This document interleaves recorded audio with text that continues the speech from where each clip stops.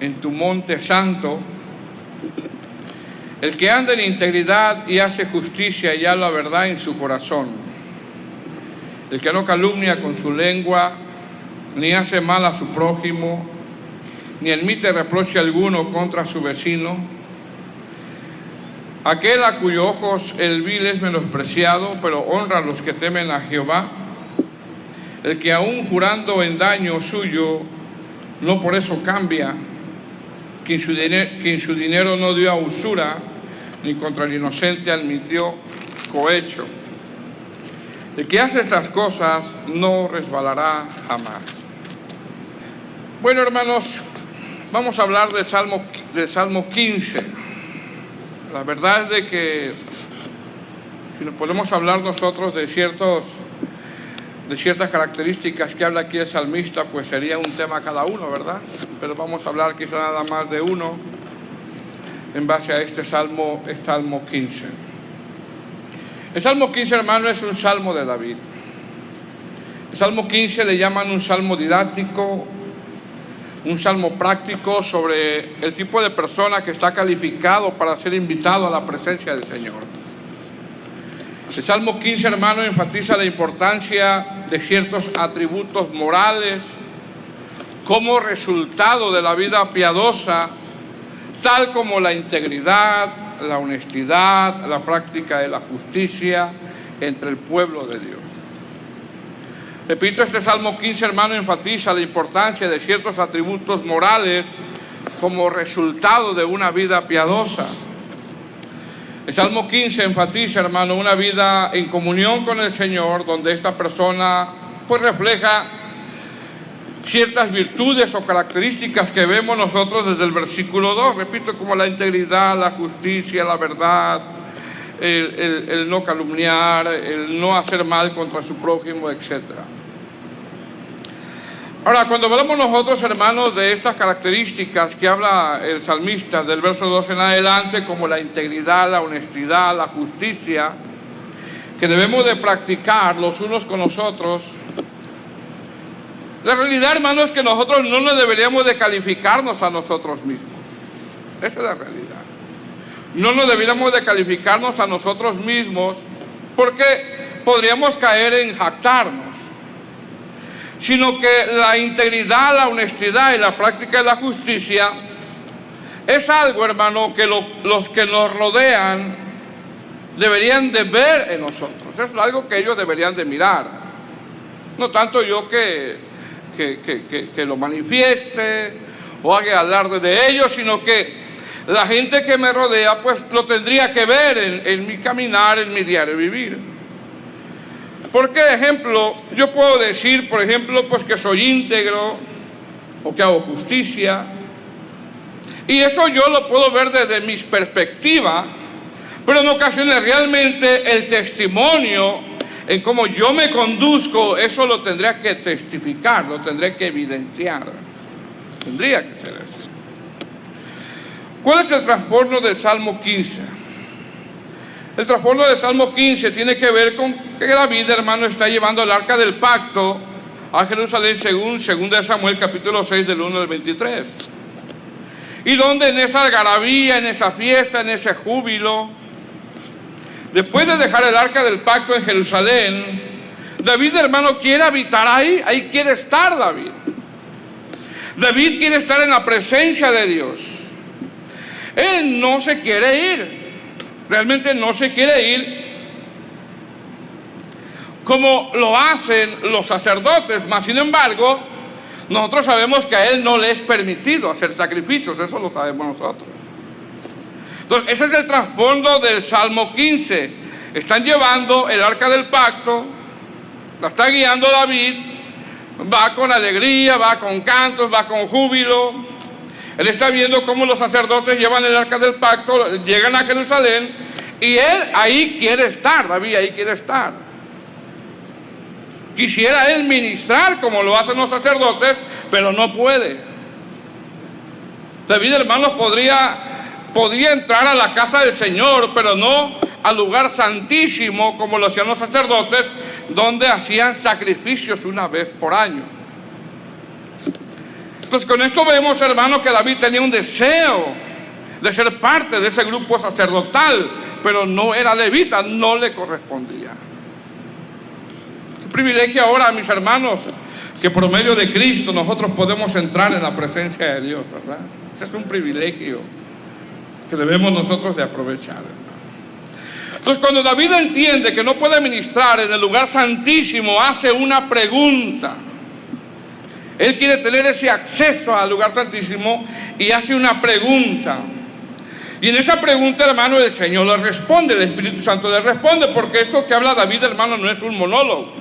David pregunta de una forma reverente y el Señor le contesta, porque cuando tú preguntas al Señor, muchas veces Él te va a contestar o en otras ocasiones te va a hacer esperar. Y la pregunta que hace es, en el verso 1 es, Jehová. ¿Cuál es la pregunta? ¿Quién habitará en tu tabernáculo? ¿Quién morará en tu monte santo? La Nueva Traducción Viviente, hermano, lo traduce como Señor. Tenemos que acercarnos a Dios de una forma reverente, ¿verdad, hermanos? Al Señor de una forma reverente. Y la pregunta que hace Él, ¿quién habitará en tu tabernáculo y quién morará en tu monte santo? Ahora, se dice, hermano, que dentro de la tradición judía, cuando el pueblo iba a la casa del Señor, el Salmo 15, al entrar, ellos lo cantaban. Esa es una tradición judía, ¿eh? Se dice que ellos, cuando venían a la casa del Señor, al entrar por las puertas, ellos empezaban a cantar el Salmo 15. No crea que ellos al entrar en la casa del Señor o en la casa del templo, hermano, ellos hablaban de trabajo, o hablaban de negocios, o hablaban de otras cosas. No. Rápidamente ellos, hermano, dentro de la tradición judía, asumen que entraban y cantaban el Salmo 15. Eso es dentro de la tradición judía. La gente iba entrando y conforme iba entrando a la casa del Señor, es que cantaban el Salmo 15. Y una de las razones de que lo iban cantando eran para examinarse cómo se iban a presentar delante del Señor, para examinarse en qué condiciones estaban viniendo delante del Señor. Y David pregunta, Señor, Jehová, ¿quién habitará en tu tabernáculo? ¿Quién morará en tu monte santo? Es decir, David sabía, hermano, que el lugar donde él iba no era cualquier lugar, no era el parque, no era la casa de su amigo, no era la casa del vecino, no era cualquier lugar. ¿Qué era? ¿El lugar qué? Santo.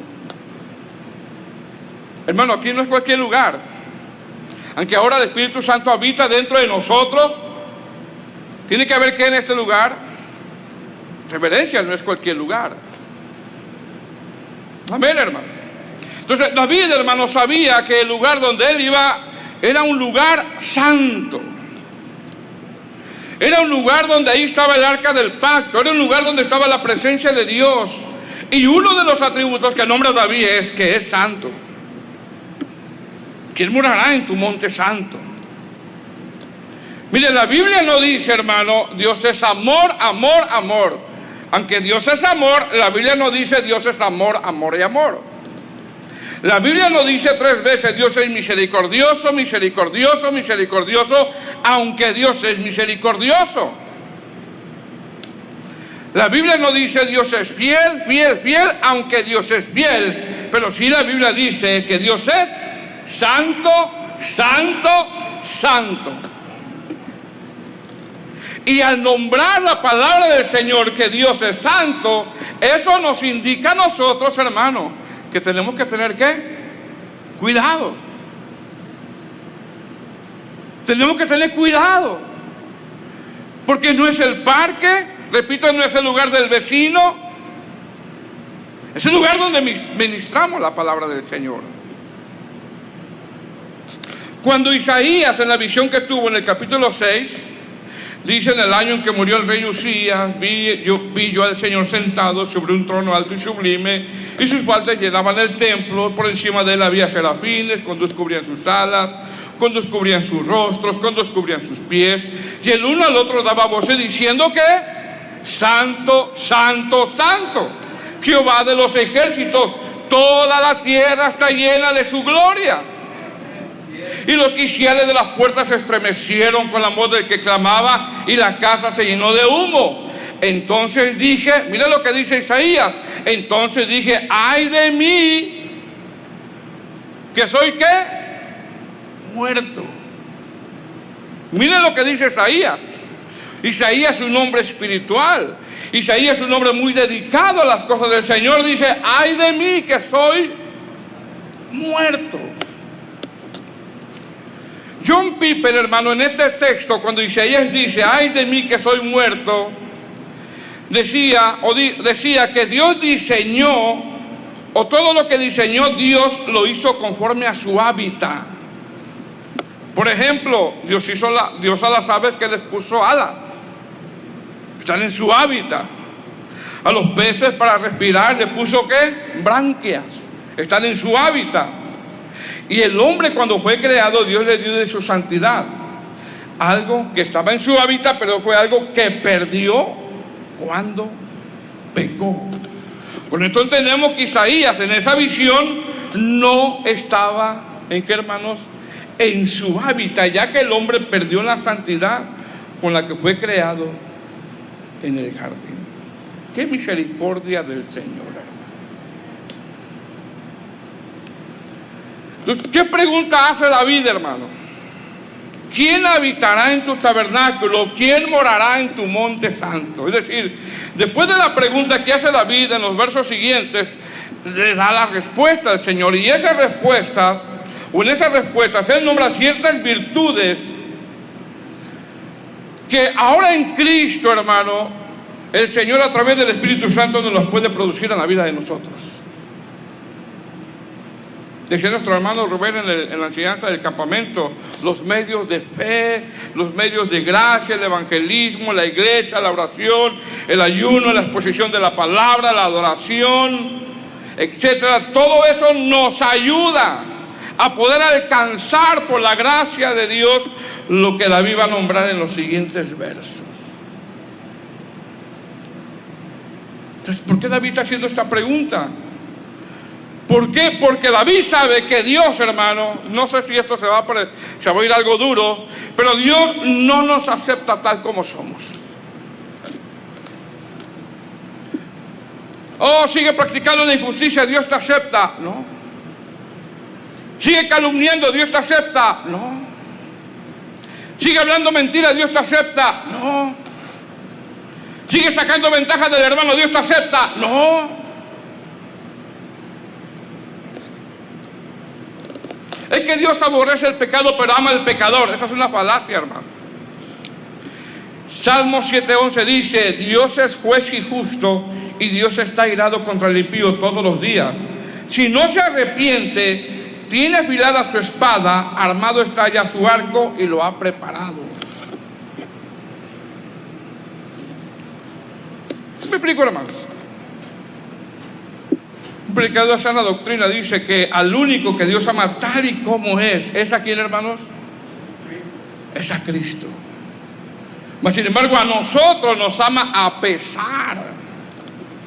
pesar de lo que somos. Y eso es bien diferente. Eso es bien diferente. Entonces, después de que David, hermano, le hace la pregunta al Señor de quién habitará en tu monte santo o en tu tabernáculo, nosotros vemos la respuesta en los textos siguientes. Hermano, David tenía un deseo ferviente de la presencia del Señor. David, hermano, en él había presencia de Dios, pero ¿sabe qué? Él quería más. Quería más. Quería más. Quería más. Quería más. Quería más tanto que quería hacer sacrificios, pero no podía. Y mire la respuesta en el verso 2. ¿Vamos ahí?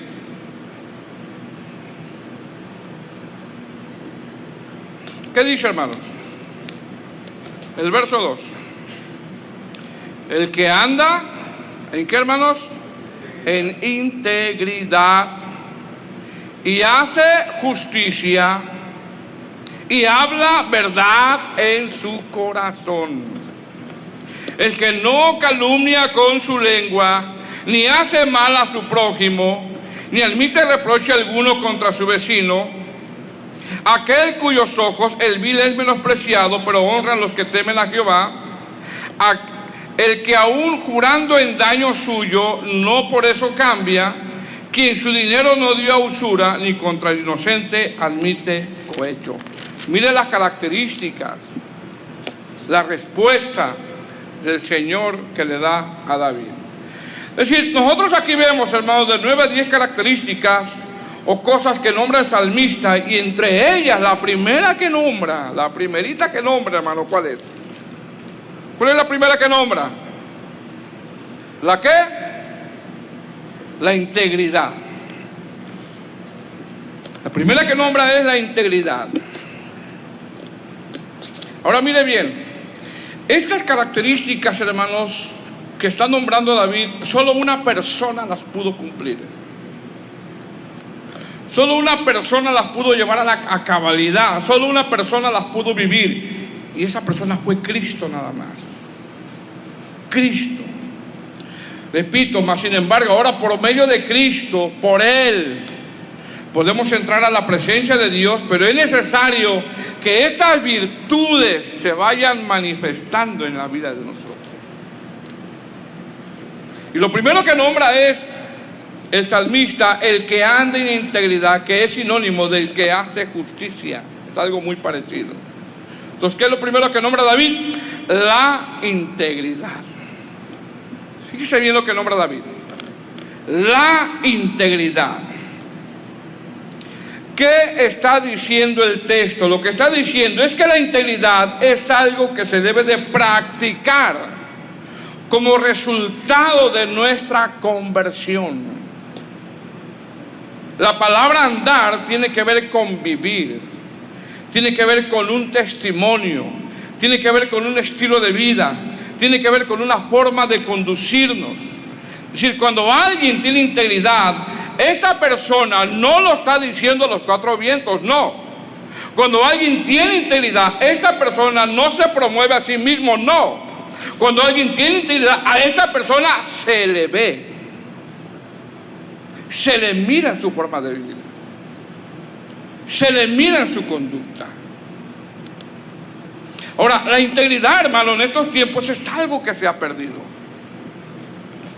¿Por qué? Porque en nuestra humanidad, en nuestra fragilidad como seres humanos, ser íntegro, fíjese bien, es una de las guerras más fuertes con las que nos enfrentamos, ya que muchas veces alguien, hablando en tercera persona, alguien puede preferir cuidar cierta reputación delante de la gente que ser íntegro en lo secreto donde nadie lo ve.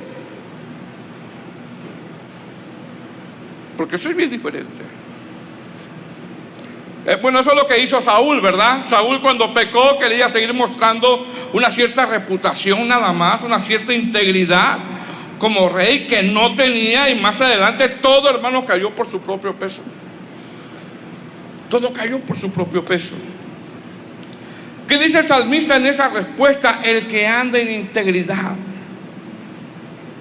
Ahora, la pregunta es, ¿quién no ha fallado en ser íntegro? ¿Quién, hermano? ¿Quién? ¿Quién puede decir, yo nunca he fallado? Siempre he sido íntegro. ¿Sí me explico, hermano? Bueno, otra pregunta, ¿quién no ha dicho una mentira? ¿Quién? ¿Quién no ha hecho trampas? ¿O quién trata de aparentar algo que no es en su trato con los demás? Hermanos, ¿quién no ha dicho una mentira? ¿O quién no ha hecho trampas? Todos estamos callados, ¿verdad? Imagínense que alguien diga una mentira y cuando lo reciban en la puerta le digan, bienvenido, hermano mentiroso. Bienvenido, hermano mal pensado. Bienvenido, hermano perezoso. Bienvenido, hermano sin paciencia. Eso es duro, ¿no? Lo más probable es que te pongas a la defensiva, nos pongamos a la defensiva. ¿Qué es integridad, hermano? Integridad es lo que Dios piensa de nosotros por cómo somos y actuamos en lo secreto, aunque nadie nos esté viendo. Diferente reputación. Reputación es cuidar de lo que los demás piensan de nosotros. Eso es un poquito diferente. David, hermano, en ese deseo que él tiene de estar en la presencia de Dios, él pregunta: ¿quién habitará? Porque él sabe que ha fallado. ¿Quién morará? Mire la preocupación que él tenía. ¿Quién morará en tu monte santo? Y el Señor le responde: el que anda en integridad. Es decir, esto habla de alguien que honra a Dios con su vida en la iglesia, en el trabajo, en el trato con su esposa, en el trato con su esposo, en el trato con su prójimo, en el trato con sus hijos. Es decir, esta persona no es condenada. La palabra integridad también tiene que ver con totalidad, completo o sólido. Alguien sólido. Es decir, es algo que no se deja contaminar. Cuando Daniel llegó, hermano, a Babilonia, en la condición de cómo llegó, fue sólido él. Propuso en su corazón, fue sólido en su fe, propuso en su corazón no contaminarte, quiso ser íntegro. Y tratar con una persona íntegra, eso es algo que edifica, hermano. Es algo que edifica. ¿Por qué? Porque difícilmente una persona íntegra va a sacar ventaja de su prójimo. Difícilmente. Cuando una persona íntegra falla o hace algo mal, está confrontado siempre por su conciencia, siempre. Está confrontado por su conciencia, por la palabra. Y tarde que temprano resuelve el problema. Yo actué mal con mi hermano, saqué ventaja de mi hermano. Y siempre su conciencia no está tranquila. La palabra le está golpeando, la palabra le está pegando en su corazón. Dice: no, esto lo tengo que resolver, pero ya. Lo tengo que resolver. Entonces, ¿qué es esto? Esto es que nuestra vida cristiana determina si de verdad somos íntegros. Un ejemplo de integridad, hermanos. Génesis capítulo 39, versículo 6. Vamos a Génesis capítulo 39, versículo 6. Un ejemplo de integridad. Aunque podemos hallar muchos, ¿verdad? Génesis capítulo 39, versículo 6. Cuando lo tenga me dice un amén. ¿Tiene? ¿Ya lo tiene, hermanos? Dice: y dejó todo lo que tenía en mano de ¿quién? ¿De quién, hermanos? De José, ¿no? Génesis 39, 6. Y dejó todo lo que tenía en mano de José, y con él no se preocupaba cosa alguna, sino del pan que comía. Y era José, ¿de qué, hermanos? De hermoso semblante y bella presencia. Es decir, era joven, fuerte, hermoso. Joven, fuerte, hermoso, dije,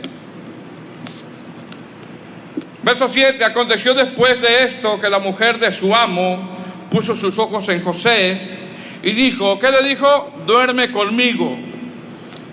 Verso 8. Y él no quiso y dijo a la mujer de su amo, he aquí que mi señor no se preocupa conmigo de lo que hay en casa y ha puesto en mi mano todo lo que tiene.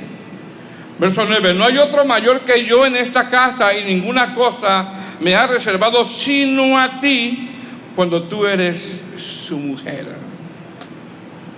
Mire lo que le está diciendo José a la esposa de Potifar, a esta señora. ¿Cómo pues haría yo este grande mal y pecaría, dice? Y eso es lo que dice, y pecaría contra Dios. Y pecaría contra Dios. Mire bien, cuando Potifar estaba en casa, José le mostraba lealtad. Y cuando Potifar no estaba en casa, José le seguía mostrando lealtad, integridad. Verso 10. Hablando ella a José, de vez en cuando, dice, hermanos, no, ¿verdad? Cada día, es decir, diario,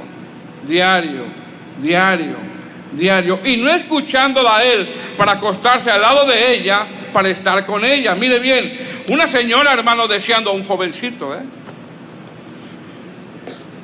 todos los días le decía: Josué, duerme conmigo, José, duerme conmigo, Josué, acuéstate conmigo. Y esa señora le insistía. Yo no sé, hermano, si esta señora soñaba con José. Lo más seguro es que hasta soñaba con él. Más sin embargo, José, siendo joven, hubiera podido dar, fíjese bien, hermano, hubiera podido dar miles de pretextos y acostarse con esa doña, ¿verdad? Él hubiera podido poner miles de pretextos y acostarse con esa señora. José hubiera podido decir: bueno, es que ella me forzó, es que mi esposa ya no me atiende, es que mi esposo ya no me atiende, es que esto, que lo otro. José si hubiera querido, le hubiera dado rienda suelta a su continencia que él tenía. Si él hubiera querido, era un joven. José hubiera podido decir: pues a quién le dan pan que llore. Se cree que la mujer de Potifar era una mujer atractiva y seductora, y le gustaban los jovencitos. En la tradición judía, la mujer de Potifar le llaman Zulaika. Esa es la tradición judía, que significa brillante, de hermosa apariencia y voluptuosa.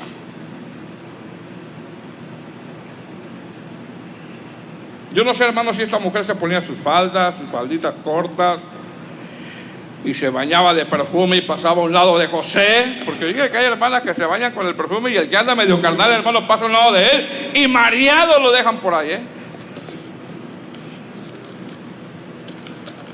Pero ¿sabe qué, hermanos? ¿Sabe qué? José no puso pretextos. Hermano, José no puso pretextos. José no dijo: soy joven, me forzó, yo no quería. Sino que fue, ¿qué, hermanos? Fue íntegro. Vemos que José fue sólido. Vemos que José quiso serle fiel a Dios. ¿Sí me explico, hermano? ¿Y sabe qué? Ser íntegros en todas las áreas de nuestra vida cuesta. ¿Cierto o no, hermanos? Ser íntegros en todas las áreas de nuestra vida cuesta. Ser íntegros con el trato del esposo, ser íntegros con el trato de la esposa, ser íntegros con el gobierno, todo eso cuesta. Cuesta. Yo puedo decir: yo soy íntegro, pero ¿qué tal con los tratos con el gobierno? ¿Qué tal con el esposo? ¿Qué tal con la esposa? Ser íntegros con los tratos que hacemos unos con otros en ocasiones cuesta. Ser íntegros y reconocer en ocasiones que le fallamos a nuestro prójimo cuesta. ¿Quién podría decir: yo soy íntegro? Nunca he dicho una mentira. Ando bien en todas mis áreas. Con el gobierno, en mi familia. Mire la preocupación que tiene el salmista. ¿Quién habitará en tu monte santo? Y el Señor le responda: el que anda en integridad y hace justicia y halla la verdad en su corazón. Es decir, ser íntegro, hermano, es serle leal a Dios, tanto en público como en secreto. Porque si tan solo tratamos de cuidar nuestra reputación delante de los hombres, tarde que temprano todo va a caer sobre su propio peso. todo va a caer sobre su propio peso. Y solo tratamos de cuidar el qué dirán. Y de verdad no hay un temor de Dios, todo va a caer sobre su propio peso.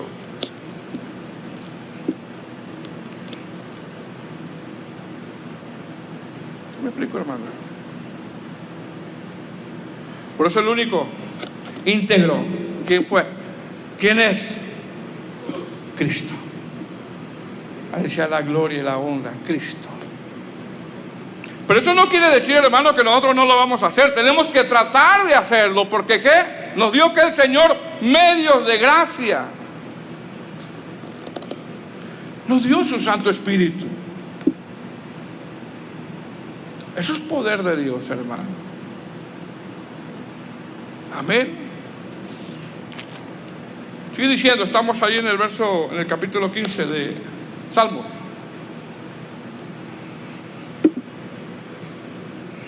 Dice, el que anda en integridad, el que vive, el que camina, el que se conduce. No solamente el que dice, no, sino el que hace, el que vive, el que se conduce. El que anda en integridad y hace justicia y habla verdad en su corazón. Mira lo que dice el salmista, y habla verdad en su corazón.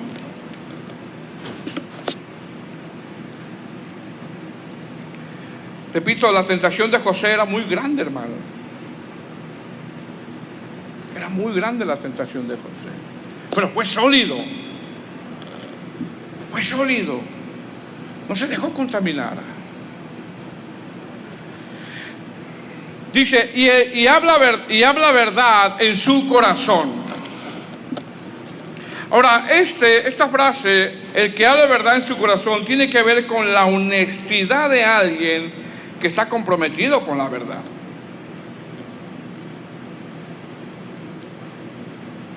De eso tiene que ver, con la honestidad de alguien que está comprometido con la verdad. Amén. Está hablando del corazón. La palabra del Señor en Jeremías capítulo 17, versículo 9 dice que el corazón, ¿qué es, hermanos? El corazón es engañoso. Es engañoso. Dice Jeremías 17, 9, el corazón es engañoso y perverso más que todas las cosas.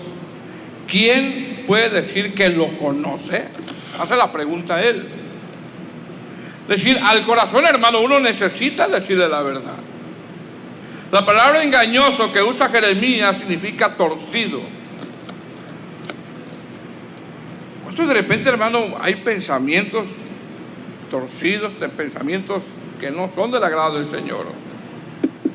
Muchas veces el corazón, hermano, nos hace sentir, fíjese bien, nos hace sentir, nos hace pensar cosas que no son correctas. El famoso yo siento, ¿verdad? Es que yo siento. Es que yo siento. Y el ser humano, hermano, tiene la tendencia de una manera, si lo podremos decir así, tiene la tendencia de una manera de dejarse engañar. Tenemos esa tendencia. De verdad, hermanos, tenemos esa tendencia de que en ocasiones nos dejamos engañar. Y muchas veces el corazón a veces nos engaña de verdad. ¿Por qué sentimos cosas que no debemos de sentir? O asumimos cosas que no debemos de asumir. O pensamos cosas que no debemos de pensar. Y nos está engañando el corazón. Y por el yo siento. Repito, la palabra que usa Jeremías, hermano, cuando habla de engañoso, el corazón es engañoso, está hablando como de torcido, como que se está desviando del camino.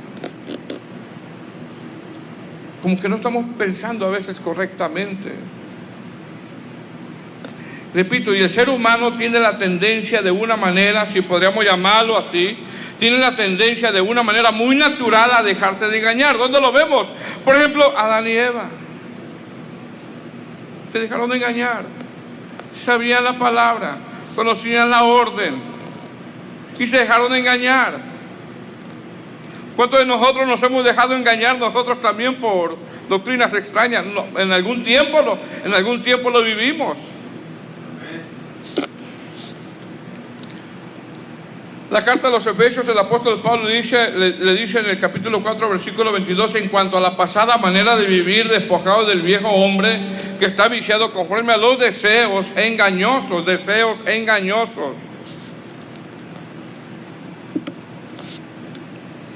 ¿Qué dice el salmista? El que anda en integridad y hace justicia y habla verdad en su corazón. El corazón muchas veces es engañoso, hermanos. A veces pensamos que estamos bien y la realidad es otra, ¿verdad? El contexto de Jeremías es que Jeremías vivió una generación obstinada y sorda. Una generación que se creía espiritual y no lo era. Una generación que no entendía. Una generación que estaba enfrascada en pleitos, contiendas, se sacaban ventaja unos con otros, y la razón es que ellos creían en su corazón que estaban bien y no lo estaban. Y Jeremías les dice, engañoso es el corazón. Y esa es la pregunta que hace el salmista. El Señor le responde, y el que habla verdad en su corazón. Nuestro corazón necesita escuchar la verdad a través de la Escritura. Yo no sé a cuántos de ustedes le ha pasado, hermano, que de repente hay algo que no está bien y tu corazón te dice hazlo. Y tú sabes por la palabra que no está bien, o yo sé por la palabra que no está bien, y el corazón que dice, no, tú hazlo. Deseos engañosos.